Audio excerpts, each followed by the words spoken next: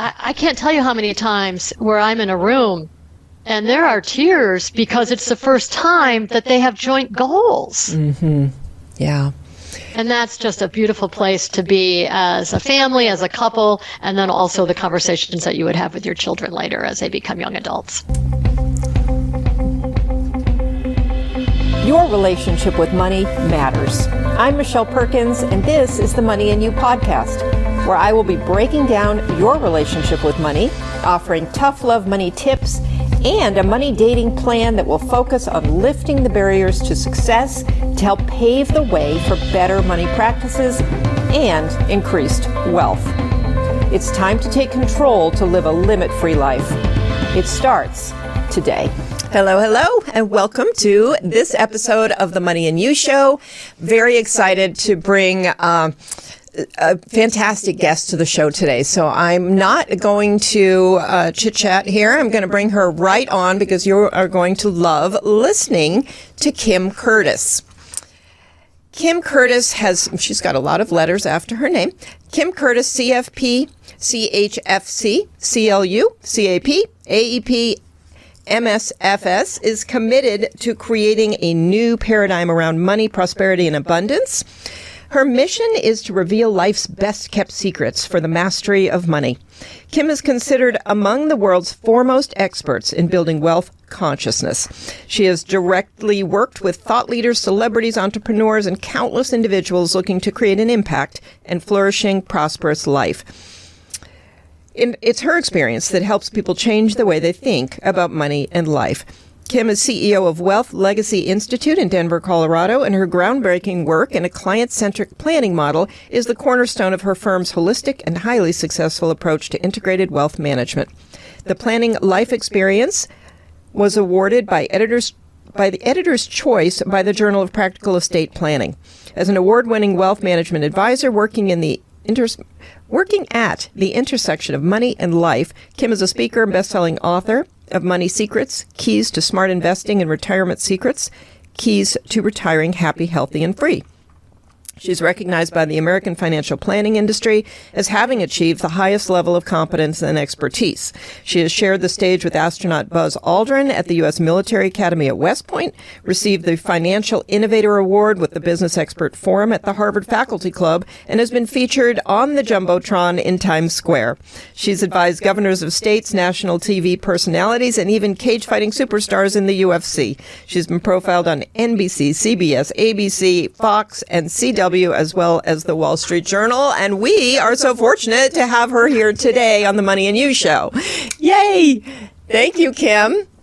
And welcome. Thanks, Michelle. Thank you very much. I look forward to our talk today. Thanks. Yeah, me too. And what an impressive resume or bio. I was floored myself reading it. So anyway, I just really want to thank you for your time today and to be here. And let's just jump in.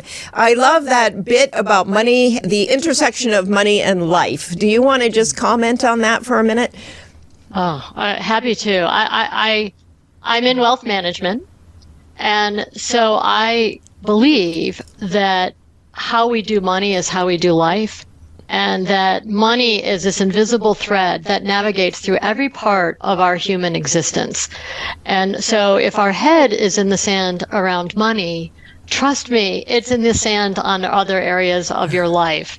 And so that is kind of this intersection of money and life, is recognizing that you don't want to ignore it, because at your own peril. Yeah, thank you. I love that. I agree with that. And that's a lot of what my Limit Free Life company is trying to help people understand when we talk about your relationship with money, because exactly what you were saying, that's just, reflecting the idea that money is a relationship and you have to show up for it. So I'd love for you to give us some of your ideas about how to show up for money, how to develop a relationship with money. And, there was a bit about consciousness, too, in your bio, and just how we can get a bit more conscious within that financial space. I think the best way, Michelle, to describe that is to give you a little backstory of my own. Okay. So my parents got divorced when I was 14, and my mom got full custody of 3 teenage girls. Wow. So, and she had no employable skills. So she applied for, and I received government-assisted lunches. And it was a little red paper ticket.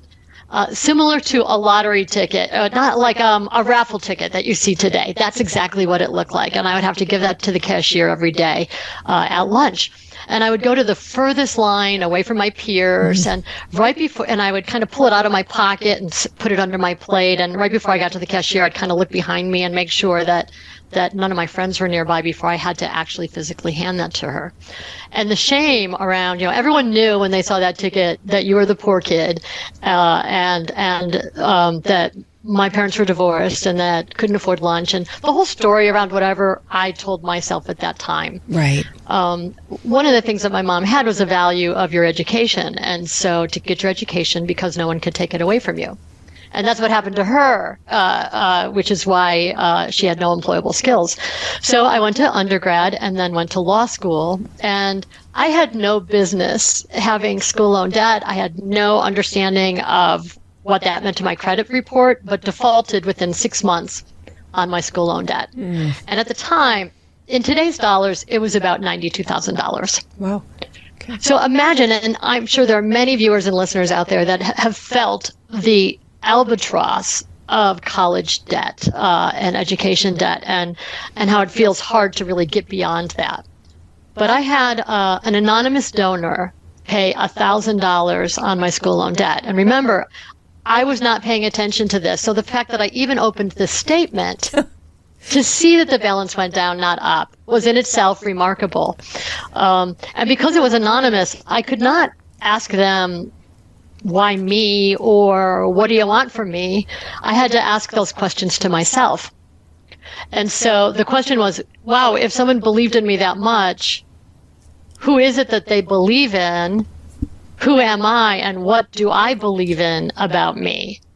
And I have to say, Michelle, it was almost like a snap. It was this rush of emotion that was, I guess the best way to describe it was love. Mm-hmm. This wash of that someone cared about me that much. What was I doing? What was my limiting story that I was telling myself about my self-worth, that this person had to demonstrate it to me? And I think that whole self-respect, self-worth kind of came rushing to me at that moment that allowed me to ask myself the questions of awareness that I needed to go, okay, from this point forward, events happen in our lives that we have no control over. But we do have control over our responses or our choices to those events. And I honestly think that that was my signature moment. Right. Where I was like, okay, I'm not going to blame my dad. I'm not going to blame my mom. I'm not going to blame the government. Whoever it is that we want to blame at any given point in time, the capital markets, that it was up to me. And I think that was the start of my wealth consciousness, was that awareness, that self-love that over time turned into self-respect and choices that were in alignment with me, that allowed me then to be in debt, $92,000, to be a CEO of a wealth management firm today. Wow. Kim, I love that story. That was so full of so many, I could have gone down 100 roads in that little bit. Part of the reason I loved that story was because money is about so much more than money. It's about so much more than, what's in your bank account or any of that, the numbers. And so, you just explained how your identity and your sense of self-worth impacts your financial life. And it goes so far beyond just the practical aspects of, this is how I budget or whatever. So, and I think that's the most important thing for people to understand. The rest of it we can learn. It's not that hard actually to understand financial management. But what is hard is to get to that inner awareness that, unfortunately, you had a lovely event happen to you that, helped that click for you. How can we help other people who maybe don't have something as nice as that happen to have that, sort of change of perspective? Well, I hope this conversation is their so to speak, $1,000 gift that gets them to the other side, metaphorically. I think it's important to understand that there are two laws of money. And the first law is what I do every day, and that's the human-made laws of money, the human money laws, and that's cash flow management, retirement planning, tax strategy, protection planning, investments, of course. So those are the things daily that I address, and that's what we tend to think about when we think of money. The unfortunate, and that's kind of linear. It's goal-based, and it's time-bound. The second law of money is the natural money laws. And the natural money laws are already inside of us. They're inherent in who we are. And I think that story for myself was really getting into my natural money laws. And some examples of that are giving and receiving. Mm-hmm. In order to receive, you have to give, or to give, you also have to receive. Either side of that in harmony and balance. Another is cause and effect. Supply and demand, even as far as mercy and justice, those are all natural money laws that we see all around us, and they're inside of us. And so they're heart-centered. They're timeless. And that if we can recognize that instead of going to the human-made laws, but to go to the natural money laws and understand that they're already inside of us and they're heart-centered, then we start to feel some of the energy around wealth consciousness, which ultimately starts with awareness and feeling that first. Awareness of looking at nature, looking at ebb and flow. You know, when money's not coming in, it feels terrible, but working on ourselves. So when it does flow, we're ready to do that next step as business owners or leaders or whatever, or in our families that we need to do, and we're ready for it. So those are all, ebb and flow is another natural money law. But if you understand those, then it's so much easier to know that you're deserving, that your self-worth is already inside of you, and that you're here for a reason. And that culturally, particularly as women, it's harder for us to recognize our self-worth because there's lots of culture, and even for men too, of course, in different ways. But there's lots of messages that we get that tend to make us feel like we have to give to others before we take care of ourselves. And that manifests in lower self-worth oftentimes than many. Yes, thank you for that. And I was thinking as you were telling the earlier story that, that sense of love that you had when that $1,000 came your way, that's the highest energetic vibration we can be in. And so when you start moving yourself into that, because a lot of times with money, we're in a state of fear, we're in a state of, all kinds of negative things, or, anger, where we're blaming people. That is a low energetic state to be in. And so you have illustrated also, if you can work with your own mind and your own, understanding of your emotions, you can put yourself in these states where you're more likely to receive, you're more likely to see abundance around you, whether it's financial or otherwise. So this is really important stuff. And I know some people will listen to it and think it's woo-woo and, want to go read a financial book. But very true, Michelle, which is why I love to talk about it, because I'm wearing a suit. My work is very left brain. Yeah. That's why the fact that I could talk about this from the right brain or right directed or the creative side, it's not one or the other, it's both. Right. And I know how I got to this place, because I worked in, finance and accounting and corporate for 15 years, worked at a big accounting firm when it was the Big Eight. That's not true anymore. And so this was not a conversation anybody was having in the office. It wasn't a conversation that happened in school. It was not until much later. So how did you find your way to thinking about money this way? Recognizing the distinctions. Yeah. Because again, I have that legal background, so I'm very left-directed thinking.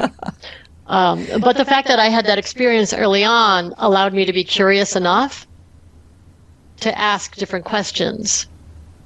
And so when I see couples, and particularly when women may be checked out And the spouse is leading the money conversation. And oftentimes that money conversation, when people come to us, is tied to investments. Right. They have enough money and they don't necessarily feel like they could manage it, and they want to have an outside manager.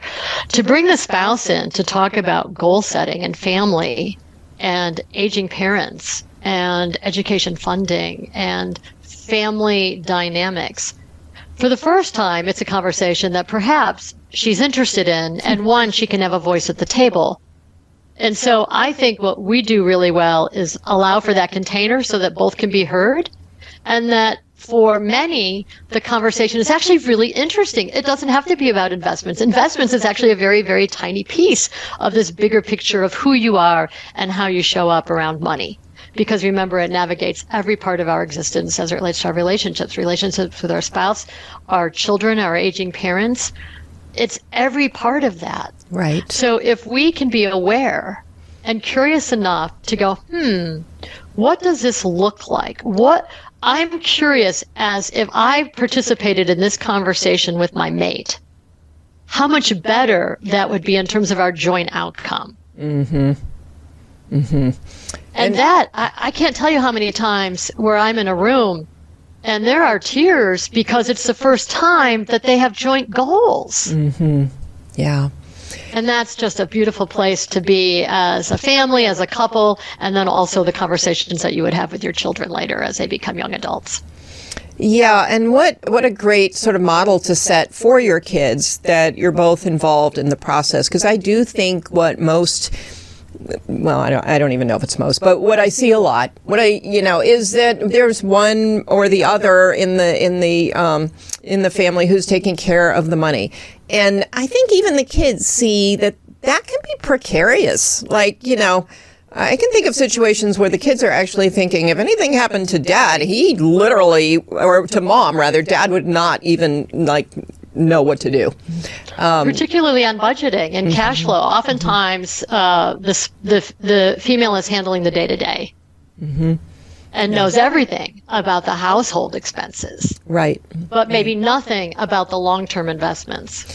Yeah, and there's something that's come up recently that I've seen where no matter how you cut it, somebody can feel left out and like there's mystery around their money situation. So whoever's handling the day-to-day, the other partner may feel like they're totally out of the loop and have no control over that part of it. And then if somebody, maybe the other partner is more in charge of investments and things like that, then the day-to-day person might be feeling like they're out of the loop. So it's nice to delegate the duties, but what you're speaking to is you have to get together and connect on kind of the bigger money picture, which is what you help people do. Well, and it gets back to your specific question of, so how do you really do that? That's really that inspired action that that's step by step in the direction that is in front of you. So money success is small steps, small right steps as they're appropriate. So for me, in that particular story, my first right next step was to call and talk to there were 3 loans that I had, and to have that difficult conversation with every single one of them as it relates to, I'm showing up, here's what I could pay. And it started out, I feel the emotion today, how difficult that was. So it started out like $50 a month. And I started out with the one that had the lowest amount. And this is also similar for credit card balances. Do you do the lowest dollar amount for momentum, or do you do the highest balance in terms of the highest credit, the interest rate on it? So it depends on how you are and where you get that momentum. But I started with the lowest balance. Right. So I could knock that out first. Right. And then take it. And then I went to the highest interest rate. That was I love that process. I mean, obviously you have a choice in whatever matters to you, but I love that you bring that up, because that's a great way just to, again, reset your own identity. When you pay off a loan, even if it's the smallest one, you suddenly have a new identity as somebody who pays off their debts, and you have momentum. You now know how to do it, and you're in a habit. And so there's a lot to be said for sort of, taking the smaller steps, like you're saying. and up-leveling your game. Yes. I think that, and we have to do that all through our lives, from teenagers to young adults in our 20s to in our 50s. So up-leveling your money game is very important as to what you deserve and what you're ready for, because trust me, you will only get what you believe you deserve, whether it's a salary or whether it's how much you have in the bank. Right. I continue to up-level, and I'm always shocked that I need to up-level. Yeah. You know, Yeah. but it's continually up-leveling of what you deserve. I love that you brought that up too, because I'm the same way. You think you've got it and you're kind of walking around like, and then something new comes along. It just happened to me where it was an investment that I was uncomfortable with. And I almost didn't want to do it. There was more of a part of me saying, regardless of what the returns might be, I need to do this because I'm scared to do it. And that's an up-leveling that clearly I need, because, I had a lot of irrational fears around it. And who knows how it'll go, but I felt like I needed it for my own growth. So I kind of love what you're saying. Well, I remember when I showed my mom that I had $25,000 in my 401k account. I was so proud and thrilled. And what I had realized at that time is that I had more than my mom. And that's what happens to us, is that as we get money smart, is oftentimes we will have more than what our parents had. And what we should, because of inflation and everything else going on and the price of housing. But I'll never forget that conversation. And then it was 50,000, and then it was 100,000. And then all of a sudden, after you have 100,000, 200, I have to tell you that momentum and energy and excitement, you want to be a part of that. You want to be a part, because then you see joy and you realize how you could help other people. Yeah. And so for those of us that were raised that money is for other people, not for us, or money is evil, or whatever story you've been telling yourself, is it really your story? Or is it something that was your great-grandparents' story back in the day that no longer is fitting or appropriate for you? And I think that's really where we start as it relates to unpacking our stories, to find out who we are around money. And is it our own? Yes, absolutely. And, we use the term story, and in a way, I feel like it diminishes the importance. Like, it is a story you're telling yourself, but it's not just a story. Like, it is literally your identity. It is your belief system, and it's lodged in there pretty good, So to try to get to a point where you're believing something different is not a simple kind of thing. It's a practice. I think that's great, Michelle. I mean, to talk about it is a belief system, and how do you unpack that to create a new one that provides for success and expansion is really important. And I think that's such a better word. Well, yeah, I like both words. I'm not I'm not commenting on the word. It really kind of fits. Because people can visualize a story. So I actually do love that. But yeah, thank you. I want, I guess, just to impress upon people how deep this goes. It's real. It's not a silly thing. So when you are working with people in wealth management, I think people hear that and they make a lot of assumptions even about those people.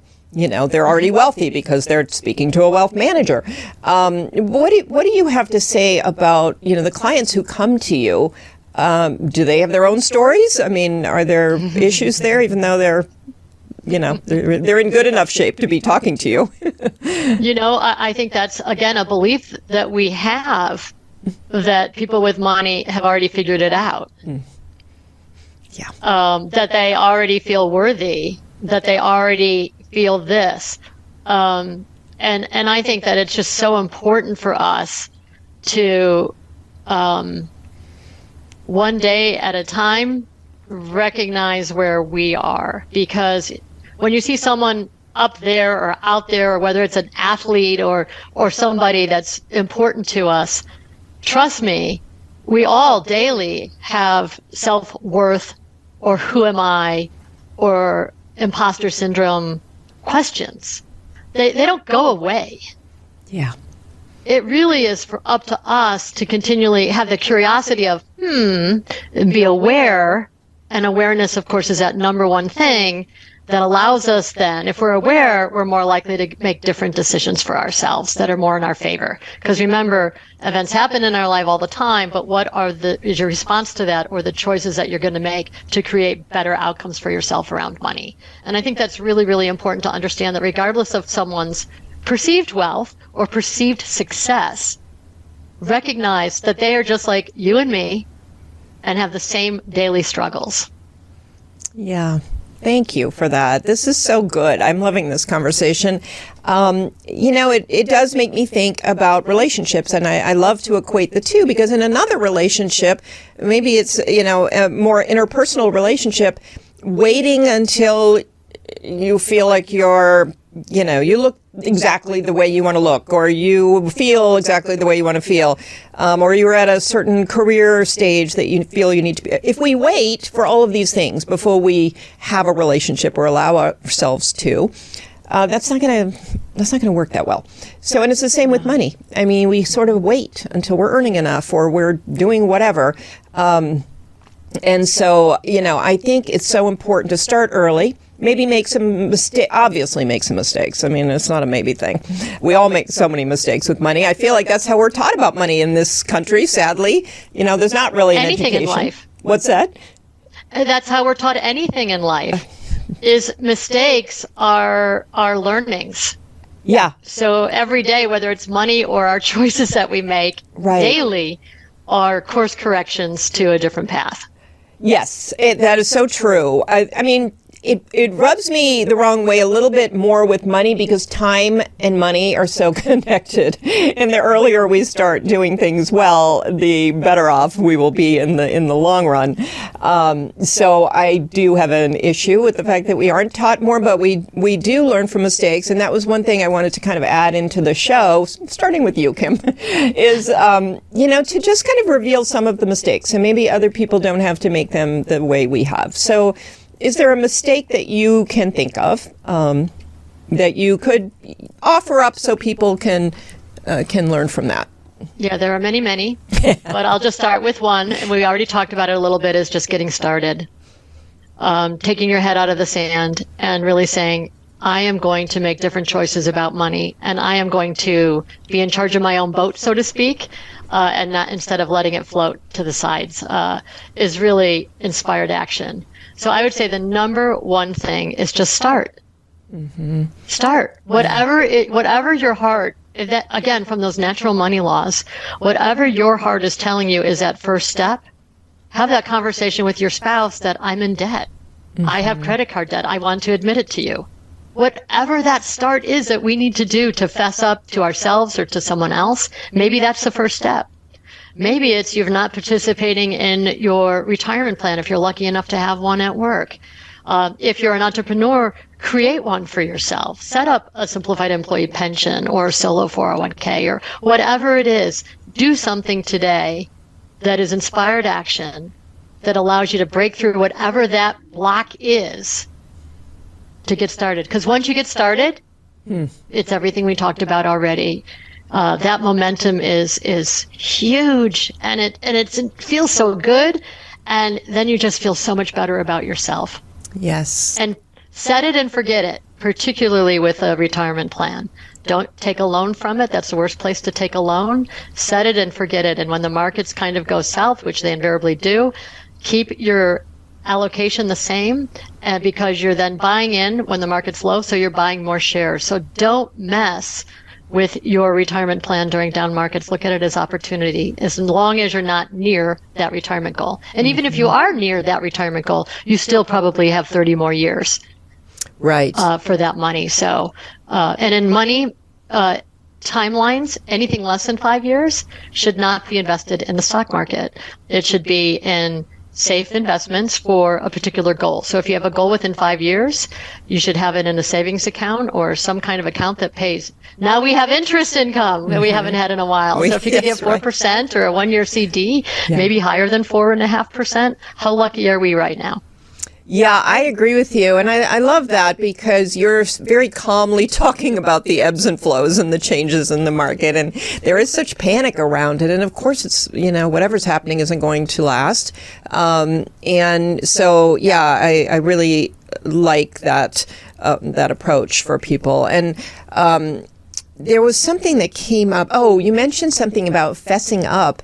And I thought that was such an important point because we don't tend to be so honest. And maybe that's part of the self-awareness. And it's also about shame. We have a lot of shame around money. And so we do silly things. Then we feel like we're the only ones doing it. And, we don't want to tell anybody. And so acknowledging that is so important. And I would imagine you find that with your clients too, coming in and either hiding things or fessing up and having to go forward. How do you help them with forgiving themselves or whatever they need? Non-judgmental, because we've all been there. Non-judgmental. And I think the sooner that we are honest with ourselves, the sooner we can be honest with our children, and the sooner that we could break the generational gap or divide that maybe has come from our parents. Because money flows down, and you may think that you're showing up, and it's not you. Trust me, it's your mom, it's your dad, it's your great-grandfather or great-great that shows up with us around money. So if you can be honest with yourself so that your children have a different perspective, it's kind of like that stone in the pond that has rippled out. Yeah. You've just made a difference in your family tree. And that, to me, is what makes everything matter. Yeah, that's the legacy piece of what you are doing. Yeah, thank you. That was really beautifully said. Even when you were talking about being afraid to open the letter from the loan company with your student loans, I think we all experience that. I won't open that credit card bill or whatever for a while. And none of that is, none of it's helpful, but also none of it is just allowing you to sort of feel your feelings and learn from what you're doing and grow. And grow. Thank you. Yeah. Yeah. So Kim, I hate that we're almost out of time here, but can you tell people how to find you, potentially how to work with you? How do you, and you do have a couple books out there if you'd like to talk about that. I'd love to do that. Thank you. So Money Secrets, Keys to Smart Investing, won 4 book awards. It's a quick read. It's really accessible. I love it because it gives you armor so that if you are looking to hire a financial advisor, you have the questions to ask that they should be asking you. And Retirement Secrets, Keys to Retiring Happy, Healthy, and Free.